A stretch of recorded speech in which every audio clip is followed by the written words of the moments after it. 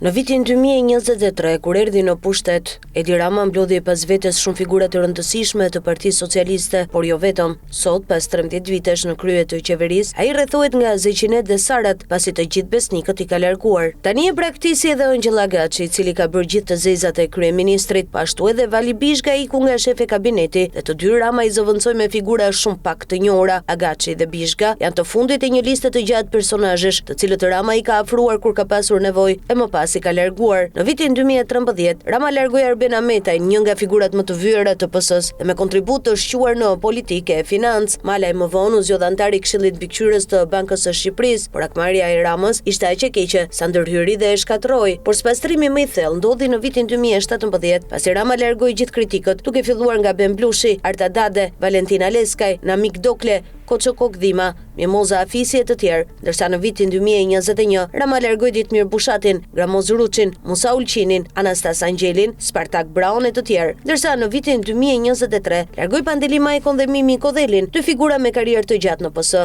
Figurat më lart janë me kontribut të lartë në PS, por ka shumë të tjerë që ishin të afërt me Edi Ramën dhe sot janë ose në burg, ose në arrati, ose të harruar diku. Sajmir Tahiri ka qenë një nga njerëzit më të vlerësuar të Ramës, por ai ishte kurbani i parë i tij në qeveri. Pashtu Rama sulmoi Madje Burgosi, shpëtim Qikën e Vlorës, me cilin ka pasur raporte vllazërore. Kjo përplasje vijoi më pas me Dritan Lelin, ku pati pafund përplasje dhe tensione. Rama tentoi ta godiste përmes drejtësisë, por nuk e kapi dot në shkelje. Arben Ahmetaj është një tjetër figurë e rëndësishme. Ahmetaj ka qenë një nga njerëzit më të afërt të Ramës, por kur erdhi puna, kryeministri e largoi dhe tentoi ta hidhte në gojën e drejtësisë së re. Ndryshe nga të tjerët, Ahmetaj e kuptoi skemën dhe u largua. Erion Velia jo shembulli i radhës. Edhe me të, Rama ka patur raporte shumë të mira, por në fund e bëri peshqesh tek SPAK. Emri tjetër është Belinda Balluku, ku sinjalet janë se Rama po ndjek të njëjtën skem, por do duhet të presim. Pa folur pastaj për Lefter Kokën, Safet Gjitsin dhe një numër të madh krerësh bashkish, apo zyrtarësh që kanë përfunduar në Netim apo në burg. Pra sot Edi Ramës i kanë mbetur vetëm Zeqineja dhe Sara Mila, pasi edhe Erion Braçi i ka dalë kundër. Ndërkohë ka pas vetes edhe disa që i turin vetëm lavde, të cilët nuk i bëri deputet, por i ka shpërblyer me poste të tjera, dikë drejtor